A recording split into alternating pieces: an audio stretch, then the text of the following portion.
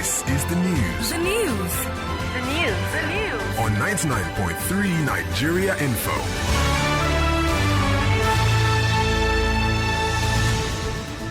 Let's take a look at the top stories in the news. This evening, the Supreme Court affirms election of 7 state governors. Senate confirms appointment of newly reconstituted board of FIRS. 9 permanent secretaries take oath of office in Abuja. And U.S. President faces impeachment as House of Reps debate rules. The details of those and more shortly. Nigeria Info, your number one for news. Always spot on, fresh and direct on 99.3 Nigeria Info. Hello there, great evening to you. Thank you for staying with us. Now here's the news in detail. I am Godwin Asuquo. It was a busy day at the Supreme Court today as the election of 7 state governors were affirmed. The governors are Babajide Sanwo-Olu of Lagos State, Seyi Makinde of Oyo State, Ogun State Governor Dakpo Abiodun, and Kaduna State Governor Nasir El-Rufai. Others are Aminu Masari of Katsina State, Udom Emmanuel of Akwa Ibom State, and Abdullahi Sule of Nasarawa State. The court dismissed the appeal of the appellant, saying they lack merit.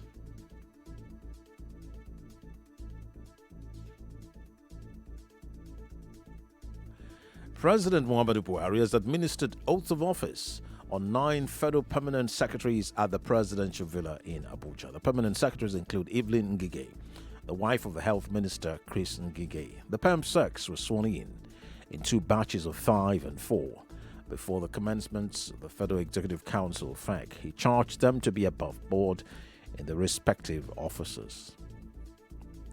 The Senate has confirmed the appointment of the newly reconstituted board of the Federal Inland Revenue Service. Well, this is coming 7 years after its dissolution. The confirmation followed the consideration and approval of the report of the Senate Committee on Finance presented at plenary by the panel chairman, Senator Solomon Adeola. Meanwhile, the senator representing Imo North Senatorial District, Benjamin Uwajumogu, has been confirmed dead. The senator's death was confirmed by journalists outside the Senate chamber midweek Wednesday by the senator representing Imo West Senatorial District, Rochas Okorocha. Uwajumogu was said to have slumped in the toilet while taking his baths and rushed to a private hospital in Akpo, Abuja, where he died. Well, we gathered, was 51 years old. The House of Representatives is considering an amendment of the Constitution. This is to allow the President of the Senate and the Speaker of the House of Representatives to be part of the National Security Council. The proposal is contained in a bill sponsored by Olusegun Odebumi, which was considered for second reading at plenary on Wednesday. Members who spoke on the bill said National Assembly leaders membership of the NSC would allow the legislature contribute to security matters, to policies and to programs. There is a need for the federal government to ensure adoption centers across the country are adequately registered. This is in a bid to stem the increase in illegal child adoption in the country. Speaking on today's edition of the Morning Crossfire on 99.3 Nigeria Info Lagos, Executive Chairman, Saviour's Orphanage, Anthony Isaac, said more awareness on child adoption processes will help reduce issues of illegal child adoption. He stressed that security agencies have to be equipped to deal with several racketeering gangs profiting from illegal adoption, and legal adoption centers should be encouraged. Anybody that adopts without the clearance of social welfare is poor, or the mission of social welfare. They are the people that are meant for adoption. We know there are lots of false adoption in town. A lawyer can be there, they can force any certificate and give to you and say they get it from a director. This news continues shortly with business, foreign news, entertainment, and sports. This is Maureen Ogola reporting live from the Lagos State House alongside Keja Clementine Okonye reporting from the Nigerian Stock Exchange. Joy Kalu reporting live from the Murtala Muhammed International Airport. For news that's close to home, hear it first on 99.3 Nigeria Info. Up to the minute news that matters to you. Our reporters are always on the go, bringing it as it happens. The lawmakers have decided to work with the executive for the development of Lagos State. Obatune Pratt reported. It has been 5 days of band screening and confirmation at the Senate. Judges McNaughton reporting. Listen to the major news every day, 6 a.m., 12 noon, 3 p.m., and 6 p.m. Live on 99.3 Nigeria Info. And now the business news.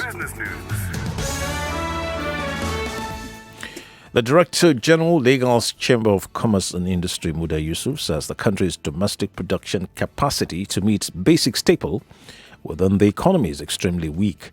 Speaking on the impact of the border closure on the economy, Yusuf described the border closure as one with mixed feelings. He said those that are benefiting from the border closure are those in domestic production, such as poultry production and rice millers. Then there were also disruptions of some supply chains. There are companies that get their raw materials from neighboring countries. All of this also by road. Their businesses were also severely disrupted as a result of this. Then the economies of border communities, quite a number of them deal in small goods, but there are also quite a number of legitimate business transactions.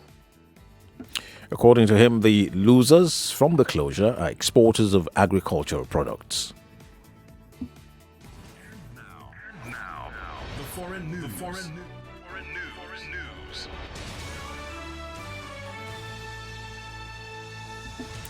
Members of the United States House of Representatives are voting to decide whether President Donald Trump will become the third U.S. president to be impeached by the House of Representatives. Members of the House are debating rules that will structure how the debate on the articles of impeachment will go forward, setting the parameters for the next 6 hours.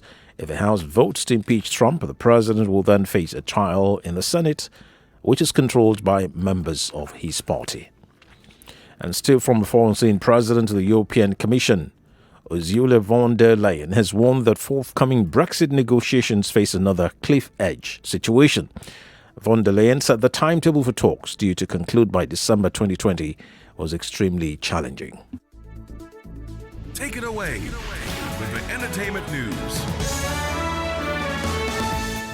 Nollywood actor Bobby Obodo has criticized Nollywood movies on Netflix. He said the most of the movies were becoming painful to watch.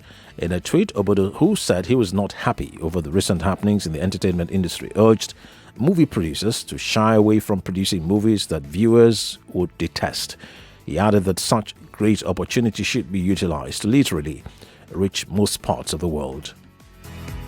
And now, updates on the sports news. Now let's take a look at sports. Nigeria would need 14 billion naira to adequately prepare for next year's Olympic Games in Tokyo.